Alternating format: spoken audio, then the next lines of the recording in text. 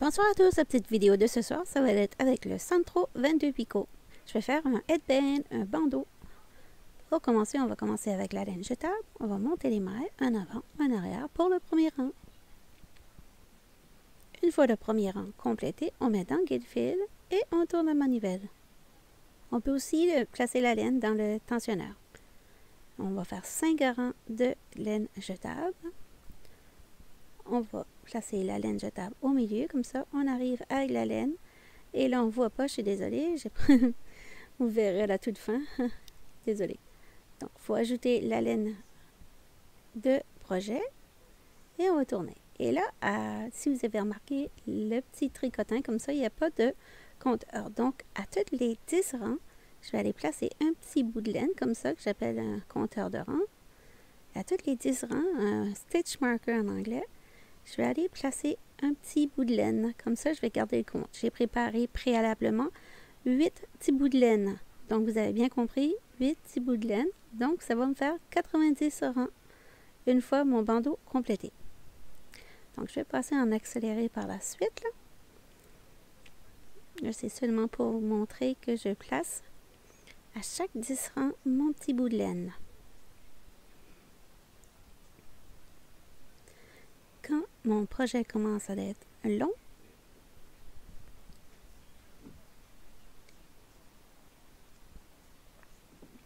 je vais passer ma main dans le centre et remonter mon travail. Oups, j'ai failli perdre mon bout de laine. Bon, là je le place dans le guide. Et je vais faire un nœud entre mes deux petits bouts de laine. Ça a failli être une catastrophe. Là, je suis désolée, mais ma main gauche n'est pas trop fonctionnelle. Donc là, vous allez voir comment c'est compliqué pour moi de faire un nœud à partir de ma main gauche. Quand c'est un petit bout de laine comme ça. Donc, je suis désolée. Ça va être agaçant pour vous à regarder, mais bon. Bon, on a sauvé notre travail. On va y placer la laine en avant de notre crochet, en bas de la petite bosse rose, et on place dans le guide fil et on est prêt pour tourner. On pousse nos petits bouts de laine vers le bas à mesure. Voilà. On le descend comme ça et là on tourne la manivelle. Comme ça. Après, on va aller placer d'autres petits bouts de laine et on va mettre en accéléré. Là, on a monté notre laine pour pas qu'elle touche le table de travail parce que si ça touche la table de travail, ça va créer une tension et ça peut faire des mailles qui tombent. Ça, c'est agaçant. Donc, on arrive terminé.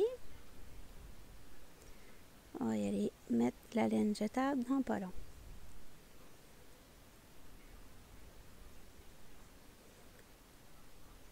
Voilà. Donc, 5 laines jetables. Alors, regardez comment on fait le changement de couleur. On met un autre comme ça. Et juste à côté de la laine qu'on a terminé avec. On fait 5 rangs de laine jetable, 90 rangs de laine de projet et 5 rangs de laine jetable. Les informations sont toutes écrites. Voilà. Là, on a fait le retire de la machine. On étire très bien. Là, on voit nos petits guides. Là, on va fermer à l'aide d'un crochet numéro 4 ou numéro 5. N'importe quoi que vous avez. Et là, je vais faire attention de partir du côté opposé du petit bout de laine. Donc, je vais aller fermer un côté comme ça. Je ramasse un côté. Et je vais chercher le deuxième. Si vous avez de la difficulté à suivre cette partie-là, dans la description vidéo, je vais ajouter 5 façons de fermer un tube. Donc, si le crochet, c'est pas votre élément préféré en ce moment et que vous êtes plus à l'aise à fermer avec une aiguille à laine, eh bien, vous irez directement à l'option 3 sur l'autre vidéo qui se trouve dans la description de cette vidéo ici.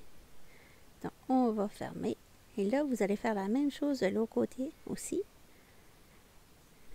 Donc, on continue. Là, vous arrivez, il y a un petit bout de laine qui est là, qui vous attend, qui va vous aider à fermer votre ligne de travail. C'est important de tout ramasser les petites mailles, parce que si vous en perdez une, malheureusement, ça va faire des mailles tombées.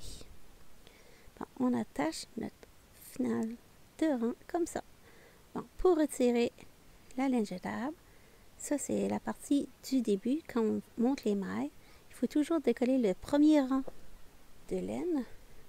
Parce que en fait, c'est le premier rang qu'on a mis à la main. C'est pour ça que c'est un petit peu plus compliqué à décoller le premier rang. Celui-là qu'on commence. Mais après ça, ça va bien. Donc, on décolle le premier rang et on y tire juste tout simplement. Voilà.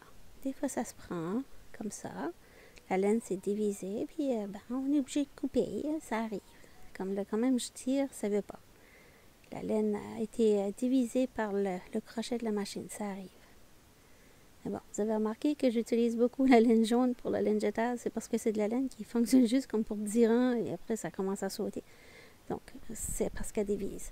Bon, là, on met notre travail à plat. On fait certain qu'il n'est pas tordu parce qu'on va avoir une belle colonne droite. Et on va aller fermer ce côté-ci. Donc, on a sorti le petit bout de laine à votre gauche et on va commencer à coudre à la droite.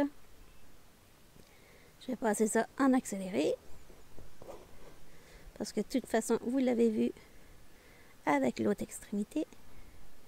Et cette partie-ci, la laine jetable, elle se remove. Elle s'enlève facilement. Je fais tellement de vidéos en anglais que j'ai à un moment donné, je ne sais plus comment parler en français. Bon, là, c'est fermé. Il y a un petit coup sur le nœud et on va aller retirer les petits stitch markers, les petits guides. Juste avec le bout de l'aiguillette. Des fois, ça peut diviser comme là, mais c'est pas grave. Ça s'enlève quand même bien. On ne s'inquiète pas. Donc ça, c'est une petite astuce qui vous aide à garder le compte avec votre tricotant. Sans trop. Un petit peu moins cher que les autres machines, mais ça fait l'affaire aussi. Voilà. Donc, on va aller fermer à l'aide de l'aiguille à laine. Ah, pas fermer, excusez. On va y cacher les petits bouts de laine entre les deux épaisseurs, comme ça. Voilà. On fait la même chose avec l'autre côté. Comme ceci. Voilà.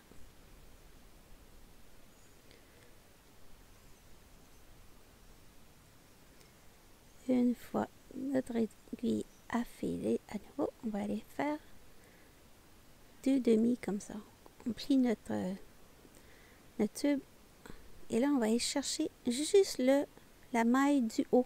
On fait certain qu'on ramasse les 4 épaisseurs par contre et on va y aller à toutes les 2 mailles, pas une à côté de l'autre. Parce que à la vidéo que j'ai faite en 2019, j'avais été une à côté de l'autre. À un moment donné, je trouve que c'était inconfortable sur le front, ça faisait trop épais. Là, cette méthode-ci, je trouve que ça va mieux.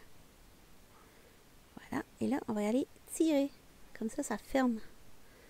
Voilà. Là, on va faire un double nœud, comme ça, et cacher ça entre les deux épaisseurs, bien sûr. Voilà, on fait un nœud de sécurité. On va se cacher ça. Comme ça. Et on va faire la même chose avec l'autre petit bout de laine. Récupère mon aiguille. Et on va faire un petit nœud ici. Il ne reste pas beaucoup de laine. Ah, j'ai perdu une maille. On va y aller la récupérer comme ça. On va tout arranger. Ça ne sera pas grave. Bon, là, on a fait notre premier nœud comme ça. Là, la maille, elle est un petit peu lousse. On va tourner avec notre aiguille à laine. C'est une petite astuce pour twister ça. Tiens avec le pouce et l'index parce qu'il ne me reste pas beaucoup de laine. Et là, je vais passer dans les petits trous. Voilà, comme ça. Vous avez appris une petite astuce. Voilà. On coupe le petit bout. Et on tourne. Et voilà, votre bandeau, il est complété.